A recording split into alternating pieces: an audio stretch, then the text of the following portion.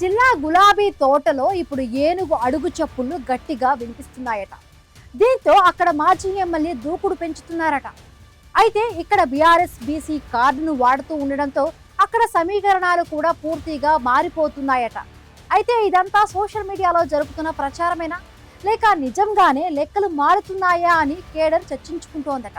ఇంతకీ ఏ నియోజకవర్గం, ఎవరా నేతలు, ఈ స్టోరీలో చూద్దాం. కామారెడ్డి జిల్లా రాజకీయాలలో బీఆర్ఎస్ పార్టీ అంతర్గత వర్గాలలో కొత్త పొలిటికల్ గుసగుసలు ముమ్మరమయ్యాయి. బయటకు అంతా ప్రశాంతంగానే కనిపిస్తున్నప్పటికీ లోపల మాత్రం రాబోయే రోజుల్లో రాజకీయ సమీకరణాలు కంప్లీట్గా మారబోతున్నాయనే ప్రచారం జోరుగా సాగుతుంది. ఎల్లారెడ్డి మాజీ ఎమ్మెల్యే జాజాల సురేందర్ ఇటీవల కాలంలో నియోజకవర్గంలో దూకుడు ప్రదర్శిస్తున్నారు. యూరియా యాప్ సమస్యల నుంచి ధాన్యం కొనుగోలు కేంద్రాల వరకు ప్రజా సమస్యలపై విపక్ష నాయకుడిగా వీధుల్లోకి వచ్చి ఆందోళనలు చేపట్టడం వెనుక అధిష్టానం దృష్టిని ఆకర్షించే ప్లాన్ ఉందంటున్నారు. ఎల్లారెడ్డిలో బీఆర్ఎస్కు ప్రత్యామ్నాయం లేని నేత జాజాలే అని ఆయన వర్గం ప్రచారం చేసుకుంటుంటే, మరోవైపు ఊపందుకున్న మరో వార్త వారిని తీవ్ర కలవరానికి గురిచేస్తుంది.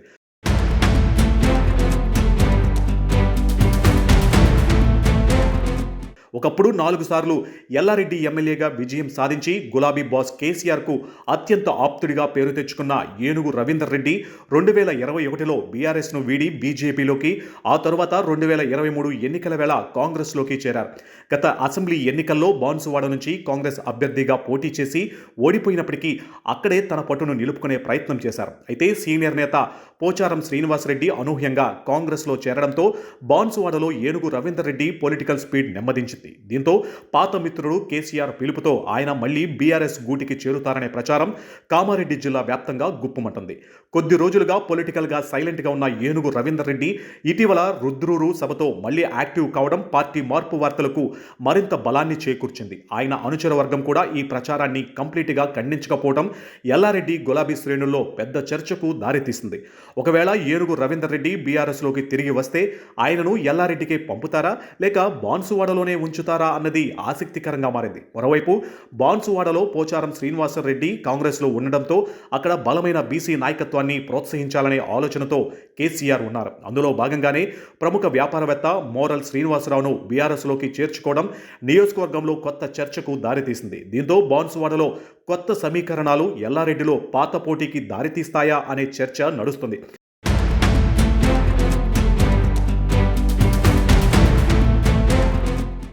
ఏనుగు రవీందర్ రెడ్డి మాత్రం తాను బాన్సువాడ నియోజకవర్గాన్ని నమ్ముకుని రాజకీయం చేస్తానని అంతర్గత సంభాషణలలో చెబుతున్నట్లు తెలుస్తుంది. అయితే ఆయన సొంత గూడైన ఎల్లారెడ్డిలోనే ఆయనకు బలమైన కేడర్ ఉండడంతో అధిష్టానం ఆయనను ఎల్లారెడ్డికే సూచించే అవకాశం ఉందనే విశ్లేషణలు వస్తున్నాయి.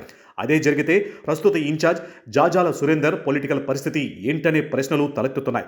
కామారెడ్డి జిల్లా బీఆర్ఎస్లో రాబోయే రోజుల్లో ఏనుగు రీఎంట్రీ ఎలాంటి మార్పులకు దారితీస్తుందోనని గులాబీ శ్రేణులు ఆసక్తిగా గమనిస్తున్నాయి. మొత్తానికి కామారెడ్డి జిల్లా రాజకీయాలలో ఏనుగు రవీందర్ రెడ్డి రీఎంట్రీ ప్రచారం బీఆర్ఎస్ వర్గాల్లో తీవ్ర ఉత్కంఠను రేపుతుంది. మరి కేసీఆర్ వేసే నయా స్కెచ్ ఎల్లారెడ్డి కోటాను మారుస్తుందో, లేక బాన్సువాడలో కొత్త పోరుకు దారితీస్తుందో తెలియాలంటే మరికొద్ది రోజులు వెయిట్ చేయాల్సిందే.